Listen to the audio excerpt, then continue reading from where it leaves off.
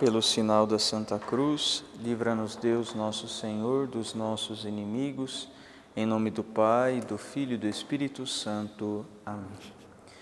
Meu Senhor e meu Deus, creio firmemente que estás aqui, que me vês, que me ouves. Adoro-te com profunda reverência. Peço-te perdão dos meus pecados e graça para fazer com fruto este tempo de oração. Minha Mãe Imaculada, São José, meu Pai e Senhor, meu anjo da guarda, intercedei por mim.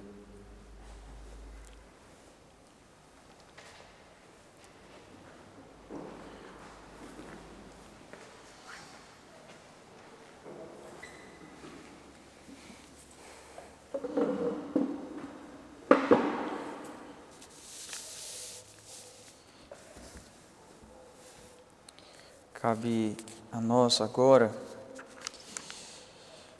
sermos, por meio desta meditação, atraídos pelo amor de Deus, a partir da parábola do Pai misericordioso e do Filho pródigo, que é tão conhecida e que nos revela o coração de Deus, que arde de amor por nós e que sempre nos espera de braços abertos para nos dar a sua misericórdia. Essa passagem do Evangelho está em Lucas 15.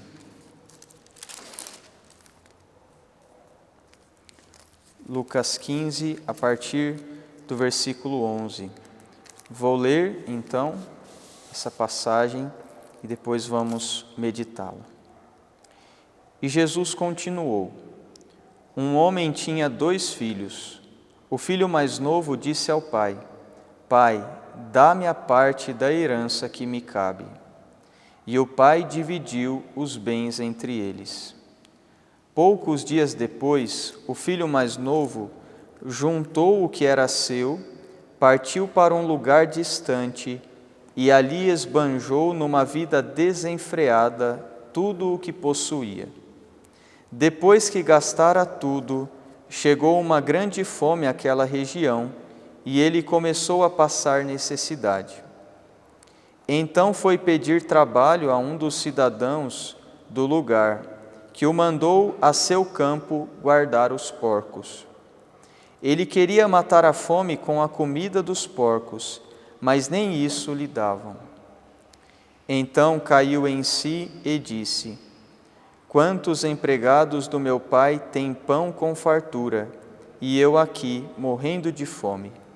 Vou partir e voltar para meu pai, e dizer-lhe: Pai, pequei contra o céu e contra ti. Já não sou digno de ser chamado teu filho. Trata-me como a um dos teus empregados. Então ele se pôs a caminho e voltou para o seu pai. Quando ainda estava longe, seu pai o avistou e foi tomado de compaixão. Correu-lhe ao encontro, abraçou-o e o beijou. O filho então disse-lhe: Pai, pequei contra o céu e contra ti. Já não sou digno de ser chamado teu filho. No entanto, o pai disse aos seus servos: Trazei depressa a melhor túnica para vestir meu filho. Colocai-lhe um anel no dedo e sandálias nos pés. Trazei um novilho gordo e matai-o para comermos e festejarmos. Pois este meu filho estava morto e tornou a viver. Estava perdido e foi encontrado. E começaram a festa. O filho mais velho estava no campo.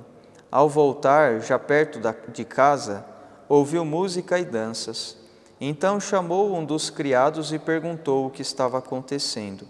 Ele respondeu: Teu irmão voltou e teu pai matou o novilho gordo, porque recuperou seu filho são e salvo.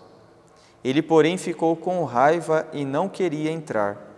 O pai então saiu e insistia com ele, mas ele respondeu ao pai: Eu te sirvo há tantos anos, jamais desobedeci a qualquer ordem tua, e nunca me deste um cabrito para eu festejar com meus amigos. Quando, porém, chegou esse teu filho, que esbanjou teus bens com as prostitutas, matas para ele o novilho gordo. Então o pai lhe disse: Filho, tu estás sempre comigo, e tudo o que é meu é teu. Mas era preciso festejar e alegrar-nos, porque este teu irmão estava morto e tornou a viver, estava perdido e foi encontrado.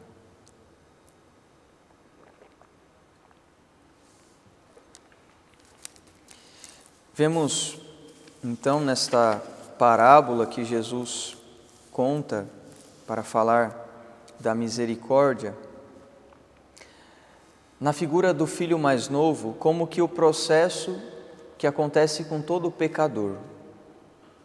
Abandonar a casa paterna, ir para uma terra longínqua, chegar ao fundo do poço por ter se entregue aos pecados, cair em si, lembrar-se da casa do Pai, arrepender-se e retornar.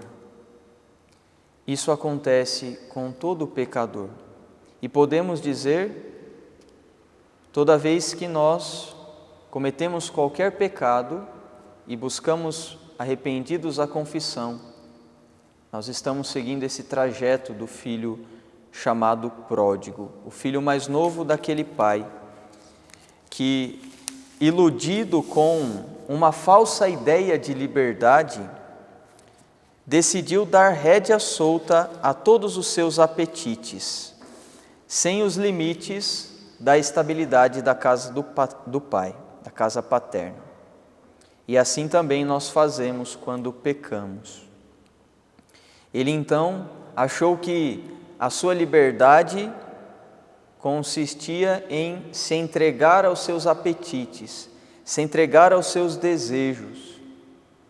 E para viver esta liberdade, ele tinha que sair da casa do Pai, dar rédeas aos seus apetites. Porque na casa do Pai tem os limites e deve-se agir do modo correto. Então, ele vai, pede a herança, e aqui nós entendemos também que esse filho matou o pai no coração. Porque a herança é recebida só depois da morte. Então, pedindo a herança antes da morte do pai, no seu coração o matava. Pega então o que lhe cabia da fortuna do pai e vai. Gasta o seu dinheiro com prostitutas, com bebidas, com festas.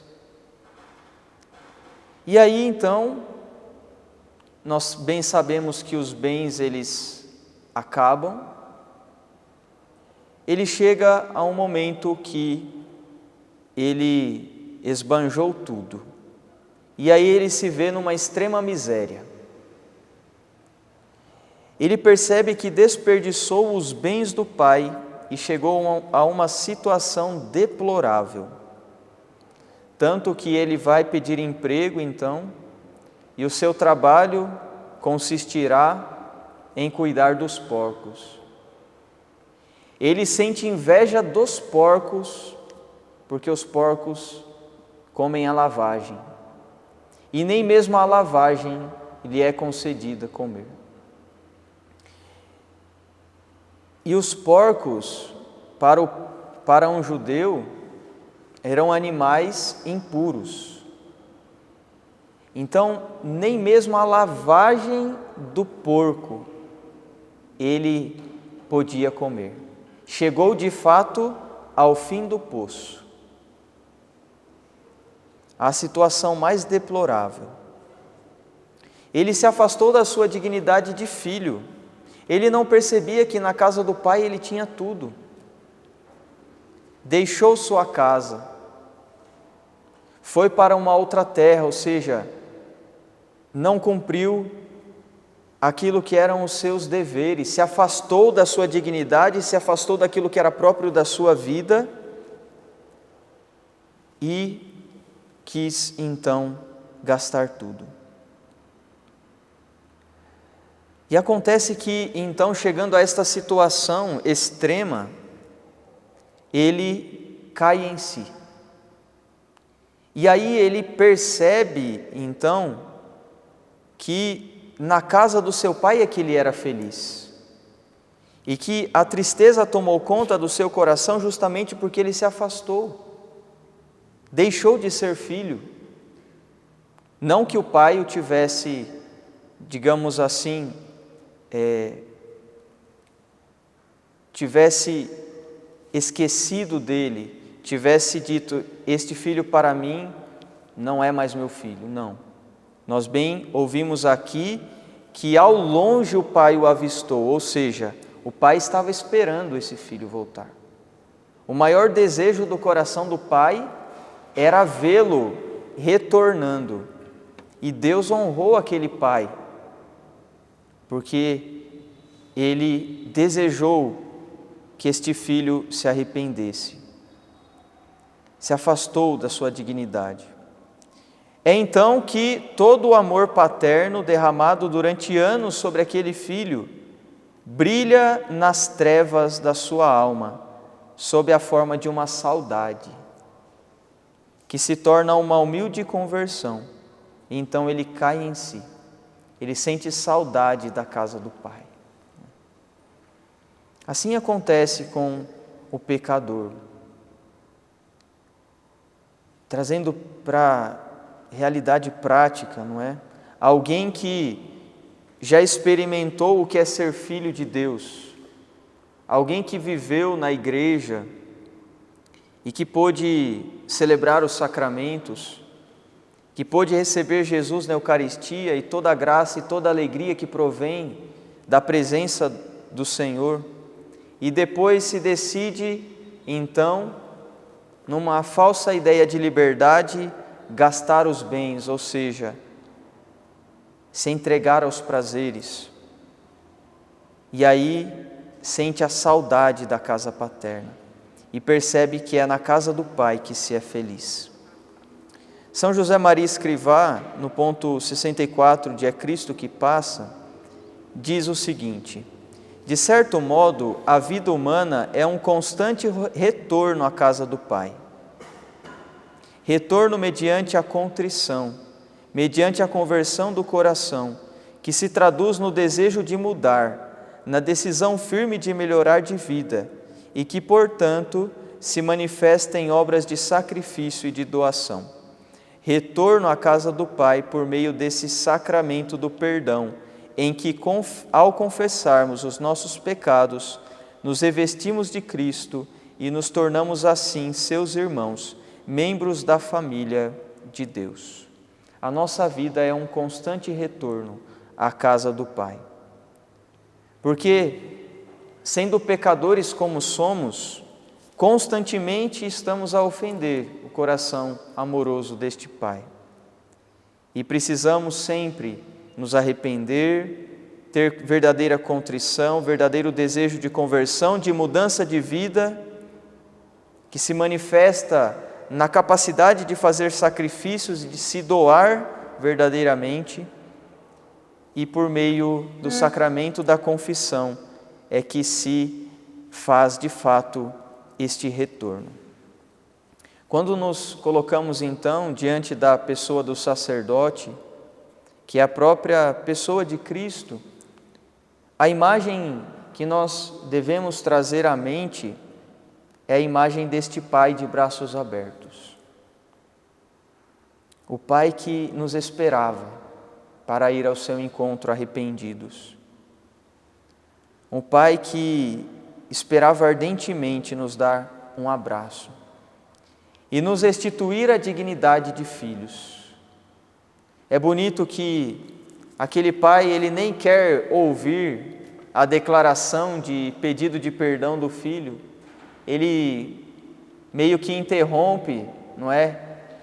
Aquelas palavras que ele ensaiou de dizer ao pai, e já vai mandar fazer a festa. Fazer festa porque o filho que estava morto voltou, retornou à vida. Assim também em outro trecho da Sagrada Escritura se diz que há alegria no céu por um pecador que se converta, mais do que por 99 justos que não precisam de conversão. a alegria, a festa. O pai, então, faz festa e, por meio de alguns gestos, restitui a dignidade daquele filho.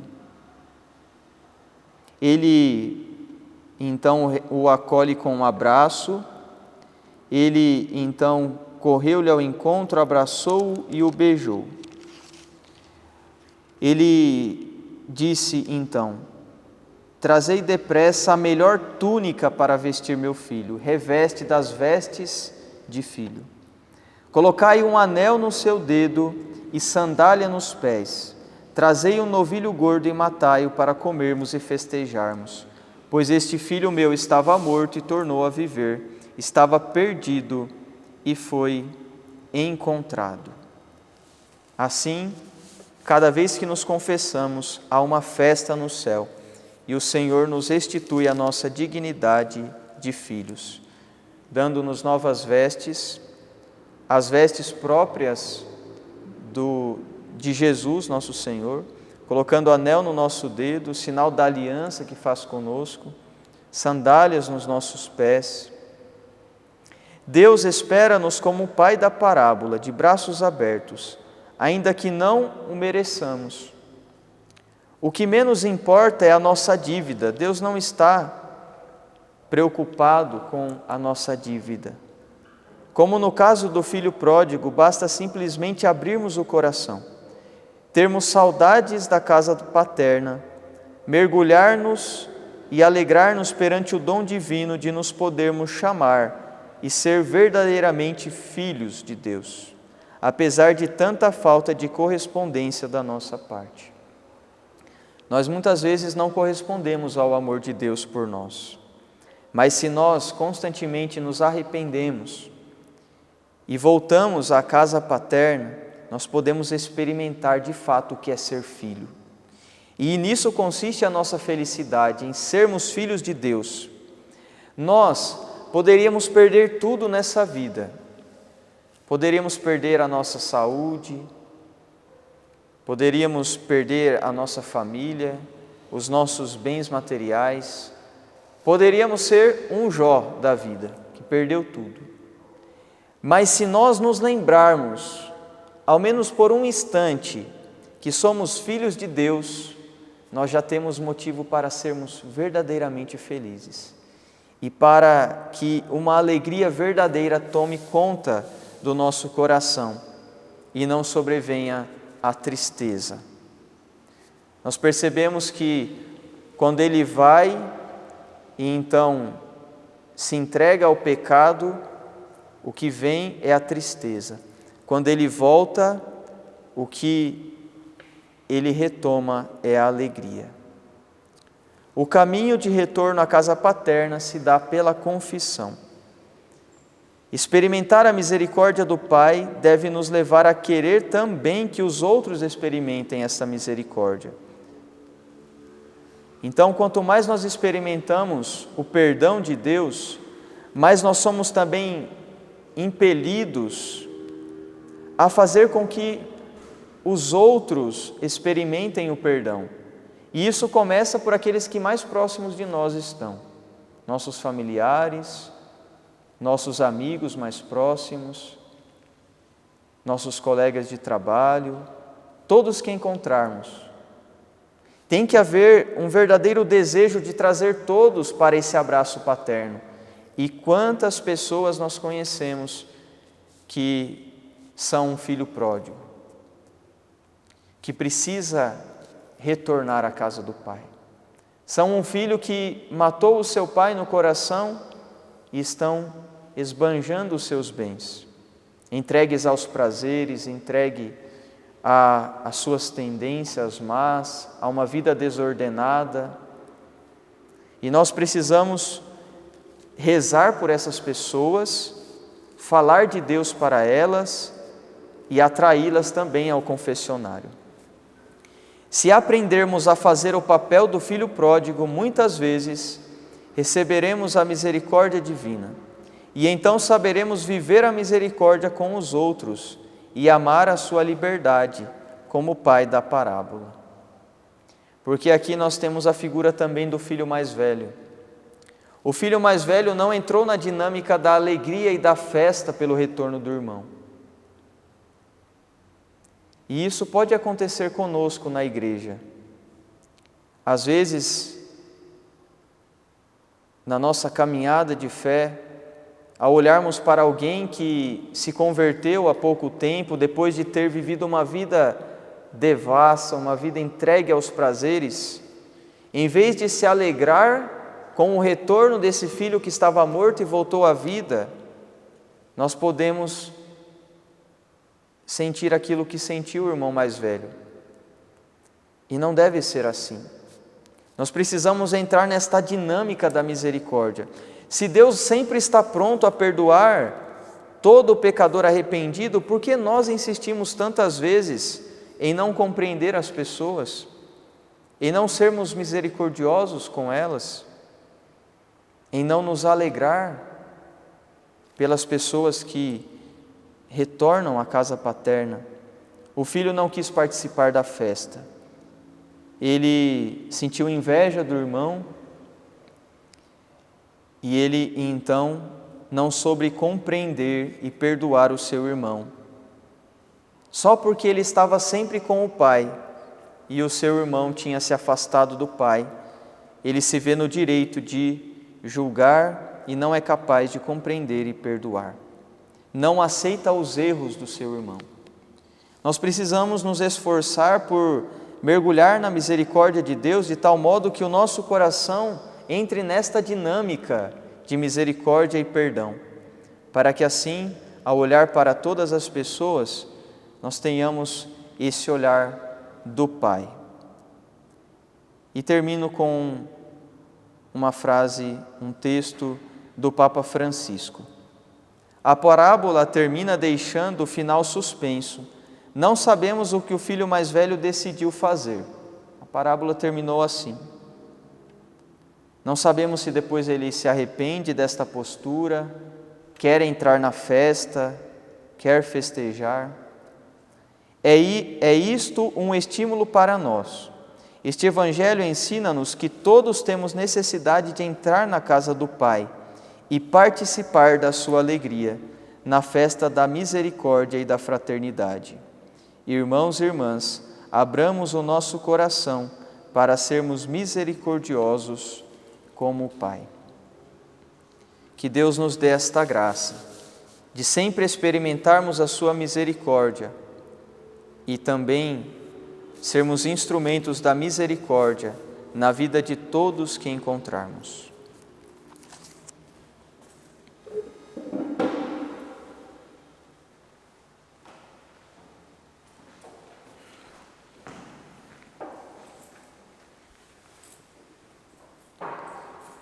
Dou-te graças, meu Deus, pelos bons propósitos, afetos e inspirações que me comunicastes nesta meditação. Peço-te ajuda para os pôr em prática. Minha Mãe Imaculada, São José, meu Pai e Senhor, meu anjo da guarda, intercedei por mim. Em nome do Pai, do Filho e do Espírito Santo.